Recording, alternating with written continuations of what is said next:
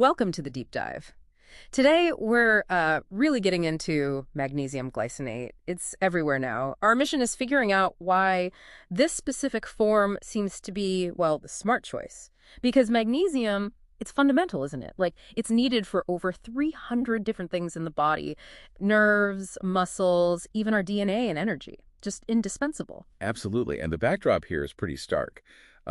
Estimates suggest about half of adults aren't getting enough magnesium, especially, with the standard modern diet. That's why things like muscle cramps or twitches, maybe some tingling, are surprisingly common. They can be signs you're low. Right. So we need to actually get the magnesium into our system, not just have it pass through. We want good absorption, not like some other forms.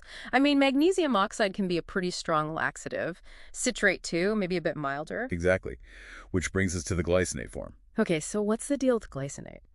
Well, the interesting part is its structure. It's what we call a chelated compound. Chelated. Sounds technical. It just means the magnesium is bound, like chemically linked, to an amino acid called glycine. Okay, so why does binding it to glycine matter? What does that do in your gut? Ah, that's the key. Better absorption and much more comfort. Because it's chelated, the body kind of absorbs it through pathways meant for amino acids. This massively reduces that osmotic effect. The osmotic effect, that's what pulls water into the intestine and causes, well, diarrhea with other forms. Precisely. That's often the reason people stop taking magnesium supplements. It's just too harsh. So if someone has a sensitive stomach, maybe like Crohn's or celiac, this glycinate form could be a game changer for actually sticking with it. Definitely. It minimizes that major hurdle. But, the benefits go beyond just digestion. Magnesium glycinate is really interesting because of its effects on the central nervous system. That's why it gets recommended a lot for sleep or for anxiety. Wait, hang on. So you're saying it's not just the magnesium helping with calm and sleep. The glycine part does something too. That's exactly right. It's a dual action. Magnesium itself helps regulate calming neurotransmitters like GABA, and it influences serotonin. But glycine, the amino acid it's bound to, is also an inhibitory neurotransmitter. It has its own natural calming properties. Wow, okay, so you get a sort of synergy. That makes sense why it's suggested for feeling less anxious or getting better quality sleep. Yes, that dual mechanism is really valuable. And we even see it used clinically for things like PMS pain because it helps relax smooth muscles, like in the uterus. Okay, this sounds great, but we absolutely need to talk about safety. Dosing first. Critical point. Yeah. Always look at the elemental magnesium amount on the label, not the total weight of the magnesium glycinate compound. Elemental magnesium, got it. And is there a safe upper limit for just taking it on your own? Yes. The official tolerable upper intake level, or UL, for supplemental magnesium is 350 milligrams per day. Now, you might see higher doses recommended sometimes, maybe for migraines like 400 or even 600 milligrams. But those higher doses, those must be supervised by a healthcare professional. That's moving beyond basic supplementation.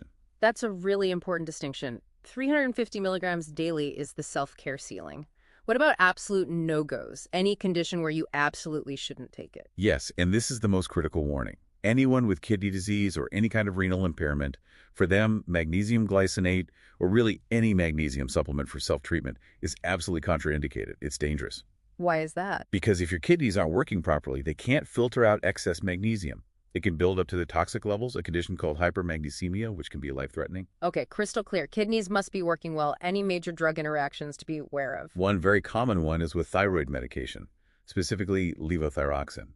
You need to take magnesium at least 4 hours apart from levothyroxine. In 4 hours. Why? Because the magnesium can bind to the levothyroxine in your gut and block its absorption. So your thyroid medication basically won't work properly. Good to know. 4-hour separation. Okay, so let's wrap this up. What's the takeaway for you listening? Magnesium glycinate looks like a really strong choice, especially if you want those calming, sleep-related benefits, or if you need something gentle on the stomach for long-term use. But only if those safety checks are clear, especially kidney health. Right. And maybe a final thought to mull over.